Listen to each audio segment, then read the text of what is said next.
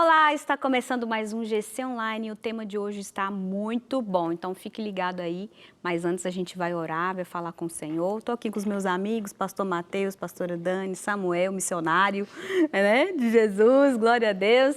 Mas antes vamos orar, pega aí já a sua agenda. Gente, olha esta agenda, só uma parêntese, olha que linda. Você pode adquirir aí na nossa igreja e Deus te abençoe. Vamos orar?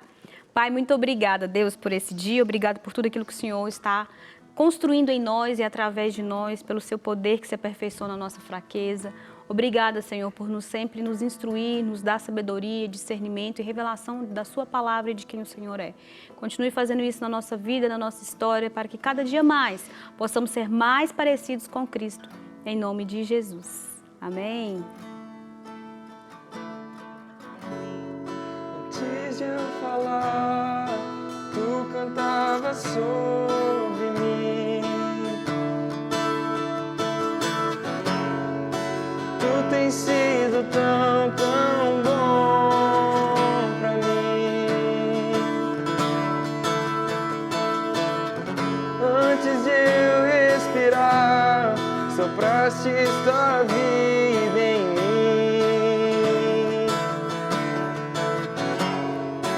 Tu tens sido tão, tão bom pra mim.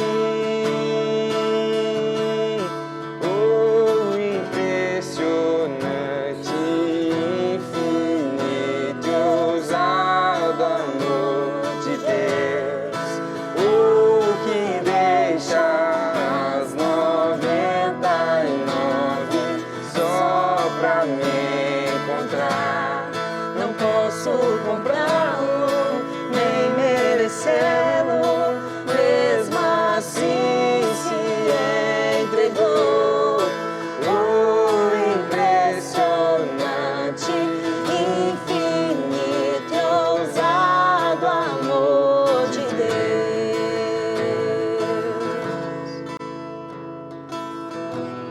Amém.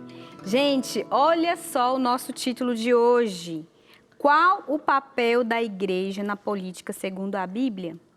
Mas antes vou falar do quebra-gelo, que eu achei muito legal. Olha só, você já se imaginou querendo mudar o mundo? Como você faria? Vai, Samuel, fala. Você é um cara que parece que quer mudar o mundo amanhã. O que eu faria se eu quisesse mudar o mundo? Cara, Vamos mudar o mundo. Tipo a música lá do Fernandinho.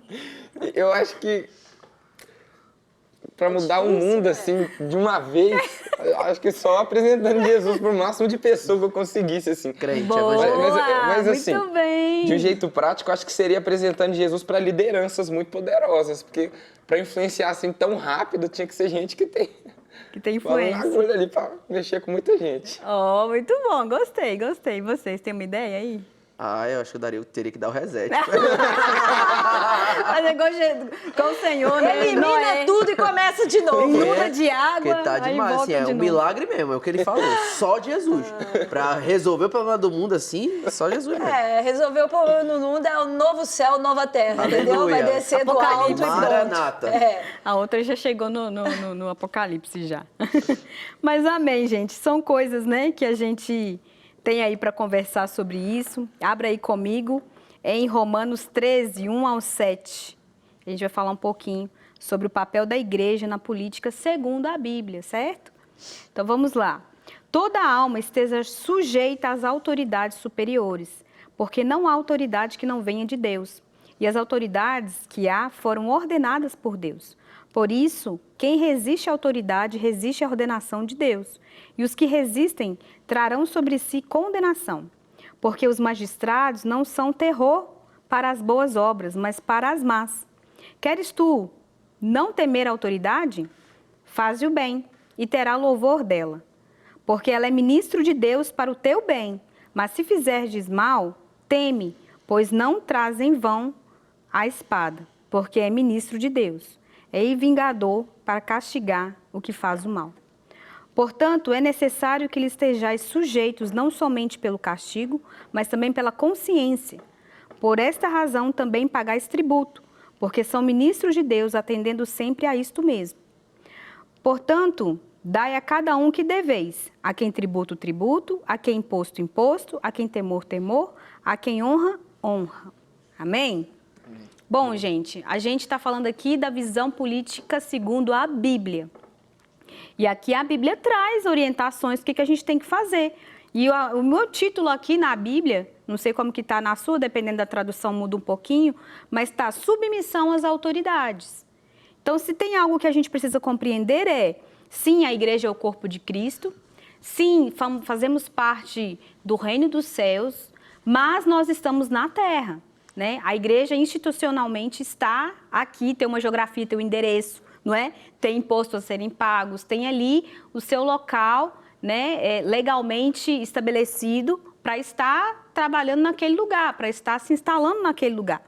Então, a gente precisa tomar cuidado com isso, porque sim, nós temos que ter uma responsabilidade social em relação a isso. Nós temos sim que nos posicionar, porque estamos na terra. E a igreja pode se posicionar segundo as Escrituras.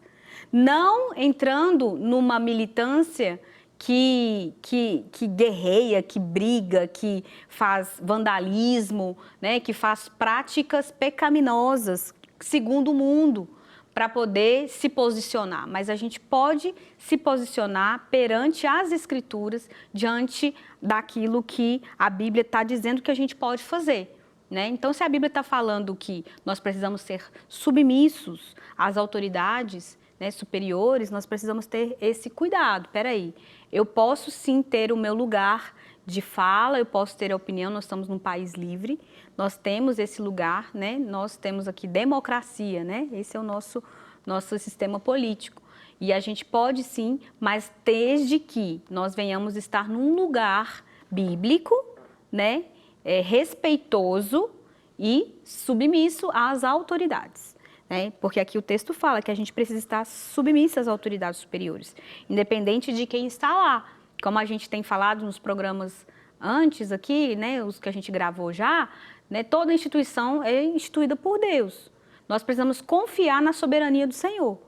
A gente até falou, né, há algumas situações que acontecem até para trazer um pouco de disciplina para a terra, juízo, né? Há situações, gente, nada passa fora dos olhos do Senhor. Deus não está lá assim, esqueci, lá quem ganhou na eleição. Não foi isso. Esqueci de estar no controle. Gente, Deus está no controle de tudo. E coisas acontecem, mas todas as coisas cooperam para o bem daqueles que amam o Senhor. Mas em relação à igreja, a igreja precisa sim se posicionar, estar num lugar bíblico, um lugar respeitoso, para a gente poder guiar aquilo que a gente precisa falar, que precisa fazer. Como a gente falou, nós somos cidadãos, a igreja está numa geografia, temos ali, pagamos impostos, então temos assim um lugar de fala, mas a gente precisa tomar cuidado, né? E aí vem para a primeira pergunta, como que a igreja pode influenciar politicamente? A gente, às vezes, perdeu um pouco do que é o significado real de política. E quando você olha o significado da palavra política, olha o que significa a palavra política. Arte ou ciência de governar. Arte ou ciência de organização, direção, administração de nações, estados. Então, política significa governar, organizar. Né? Então, hoje em dia, quando a gente pensa em política, a gente pensa em A, em B, a gente pensa em pessoas, a gente quase que já vê rostos, ou partidos, mas a política não é isso. A política é a arte de governar, a arte de organizar, sabe? É uma estratégia mesmo de organizar ali cidades, nações.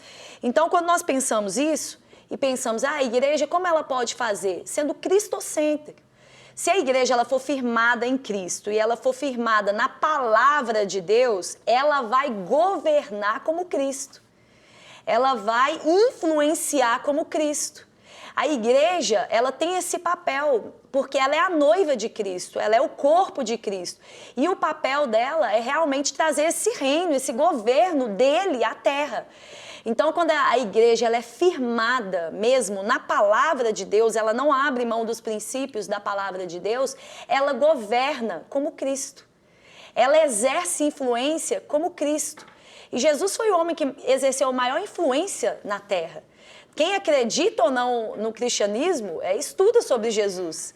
Quem acredita ou não, se você for pegar ateus, eles têm que dizer antes de Cristo e depois de Cristo, porque Cristo é real. Ele existiu nessa terra e ele dividiu a terra em tempos, olha só, antes de Cristo e depois de Cristo. Ou seja, a sabedoria, uma sabedoria e uma influência sobre a terra que nenhum outro exerceu. E quando a igreja ela é firmada na palavra e em Cristo, ela governa de maneira a influenciar a política. Porque política não é governar, política não é essa arte de organizar. Então você já viu uma igreja relevante? A igreja relevante ela muda a cidade. A igreja relevante ela muda a sociedade. A igreja que ela é relevante, não relevante no sentido de dinheiro, não relevante no sentido de ser uma igreja grandiosa, não. A igreja relevante é aquela que governa bairros, vielas, becos, casas. Ela vai influenciando as famílias de forma tal que as famílias começam a mudar. Não é assim que você chegou no reino de Deus? Com a família destruída, com a casa totalmente um caos e de repente a igreja começa a exercer uma influência sobre você e a sua vida começa a ser transformada. Arte de governar, política. Então é assim que a igreja ela influencia, ela sendo cristocêntrica, ela não abrindo mão dos princípios e da palavra de Deus. Ela não tem que se misturar com o mundo, ela não tem que se misturar com o partido, ela não tem que se misturar com ideias e filosofias desse mundo, mas ela tem que estar totalmente misturada, emaranhada com a palavra de Deus. E aí ela começa a governar e a coisa vai acontecendo. Às vezes a gente vê... Eu, por exemplo, eu conheço uma igreja que é uma igreja pequena. Essa igreja deve ter umas 150 pessoas. E é uma igreja que influencia um bairro inteiro, porque a igreja entendeu que as mães precisavam de deixar os seus filhos em algum lugar. Uma igreja que está dentro de uma favela e ela entendeu o quê? As mães precisam trabalhar e precisam deixar os seus filhos. Espera aí, como nós podemos influenciar? Através de Jesus, da palavra de Deus, vamos abrir uma escola, uma creche. Abrir uma creche no meio do lado da igreja, dentro da favela. E essa creche, há mais de 20 anos, tem transformado famílias. Organização, arte de governar, política. Então, como? Com a palavra de Deus ali, ó, emaranhada, ensinando versículos àquelas crianças e a família vai sendo transformada, a sociedade vai sendo transformada. Então, é assim que a igreja influencia. Ela foi estabelecida por Jesus para ser o corpo, para ser a noiva, e ela vai andando, estabelecendo o governo de Deus nessa terra, através do próprio Cristo e da sua palavra. Amém. E sendo bom é ser isso, é ser um bom testemunho do Evangelho. Né? Se você quer, nossa, como que eu vou ser uma influência abençoada na vida das pessoas? Seja você o Evangelho andando na prática, seja você um bom testemunho do Evangelho.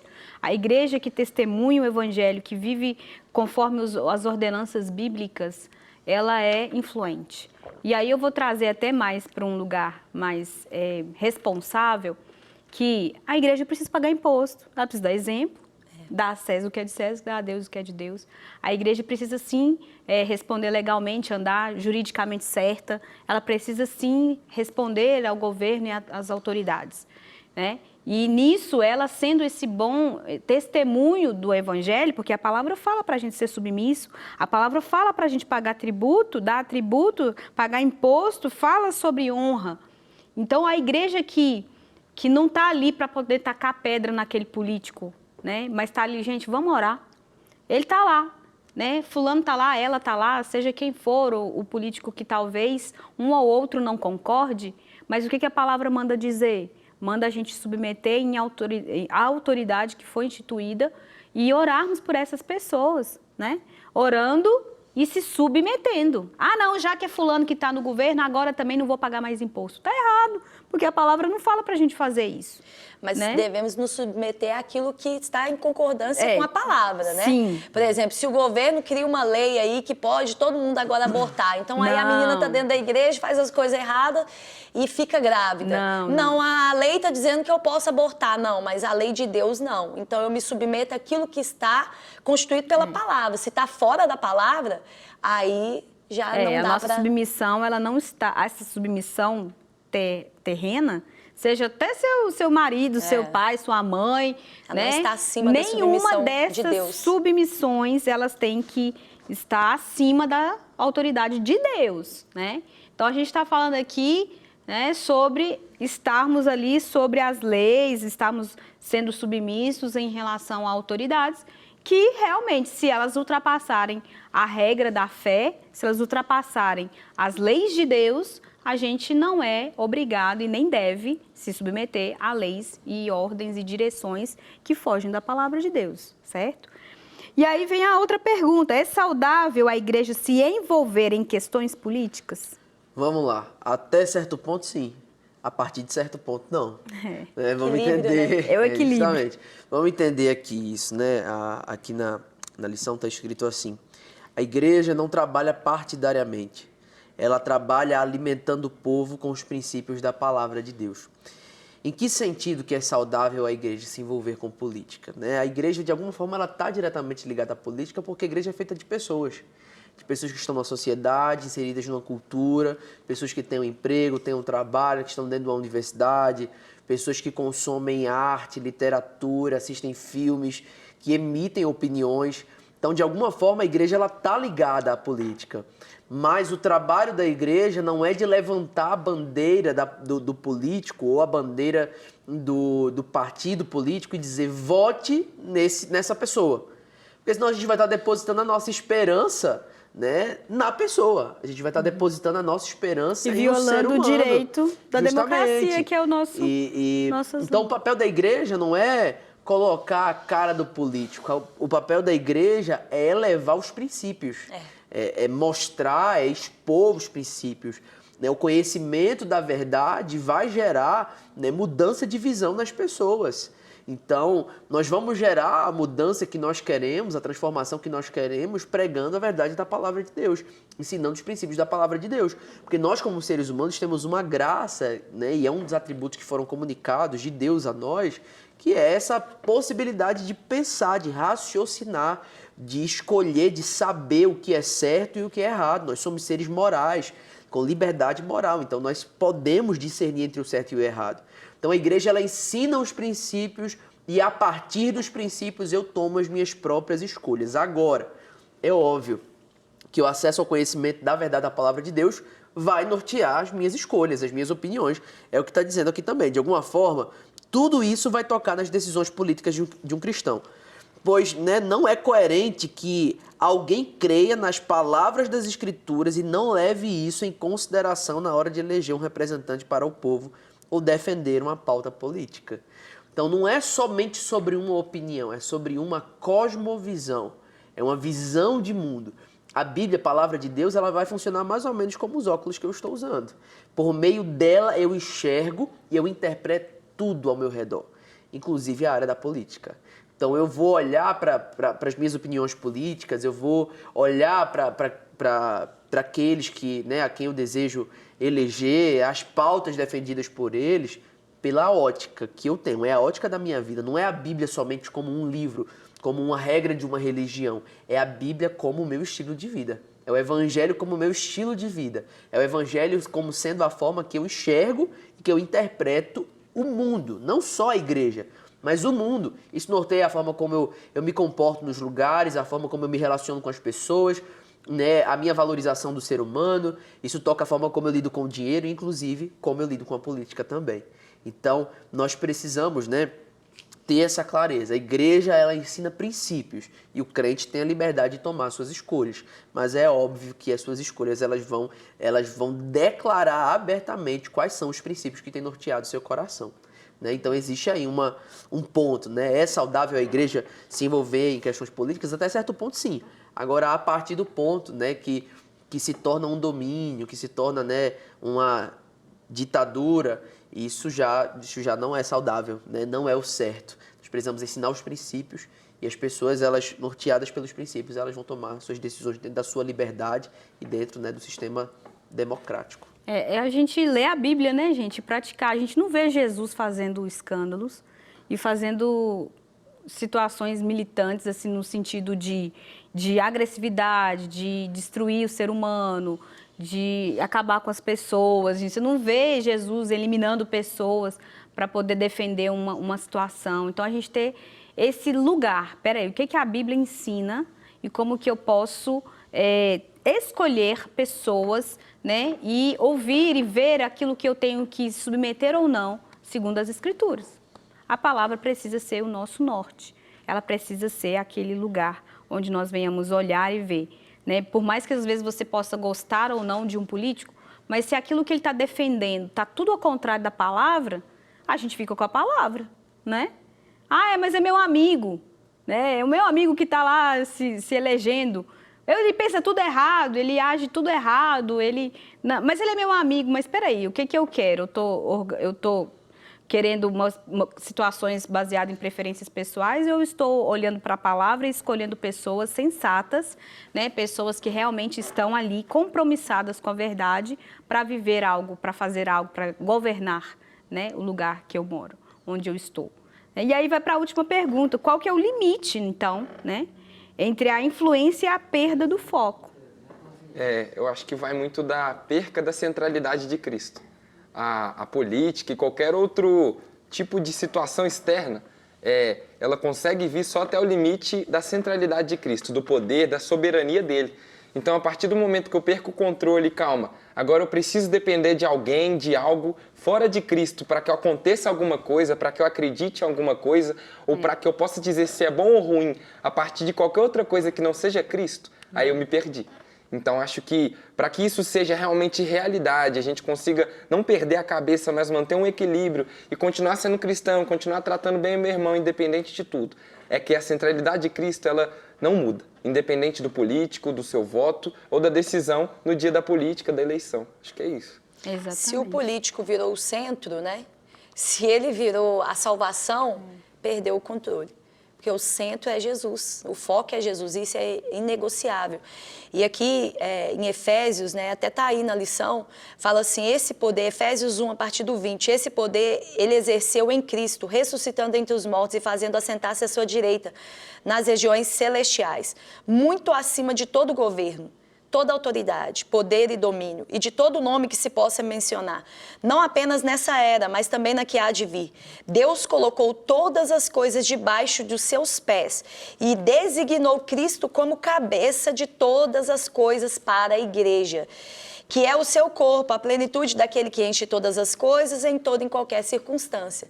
Então, Jesus Cristo é o cabeça, é o centro, tudo está forjado nele, é para a glória dele. Se saiu dele, perdeu o foco, perdeu o controle. A centralidade da coisa, seja na política, na família, seja em qualquer coisa, sair da centralidade que é Cristo, e aí não dá mais, porque é inegociável. Cristo é o cabeça da igreja, ele é o dono da igreja. Deus estabeleceu ele acima de todo principado, de todo governo, de todo domínio, de tudo que se possa pensar. Então, se a igreja, o pastor é o centro, não é Cristo mais. Então, é inegociável. Essa igreja não é cristocêntrica. Se o político é o centro, né, da nossa vida, se o filho é o centro, entende que é qualquer coisa? Se o ministério é o centro, se a minha vontade é o centro, então Jesus já não é o centro. E aí, para Deus é inegociável, porque Jesus é o centro do evangelho. Ele está acima de tudo e de todos. Ele enche todas as coisas. Então, tem que estar focado nele. Se saiu dele, já não dá mais. Amém. Para concluir, gente, Jesus é a nossa esperança. A resposta, né? Quem vai salvar? Quem é o salvador da pátria? É Jesus, gente, pelo amor de Deus. Confie e acredite que é Ele. Não tenha essa expectativa. Gente, ser humano já é falho. Ser humano cristão já falha, né? Então, assim, mesmo que a gente elegendo pessoas cristãs ou pessoas que não são cristãs, a gente vai ver a falha humana acontecendo em todo momento. Por isso que a nossa esperança não está nas pessoas, está na pessoa de Cristo. E aí que está o nosso poder da influência no sentido de orar, de incentivar mesmo pessoas de Deus para poder estar ali. Mas é sempre falar, olha, mas é Jesus que cuida. Jesus é que controla, é Ele que está sentado no trono. Se Jesus falar, a água parou, a água vai parar, tudo vai mudar, né? E a gente confiar na soberania e na grandeza do Senhor. Nem tem nenhum outro nome acima do nome do Senhor. Amém. Não há outro nome, não há outro rei, ele é o Rei dos Reis, é o Senhor dos Senhores, não é? Ele é aquele que está acima de todo nome. Então, assim, tome muito cuidado.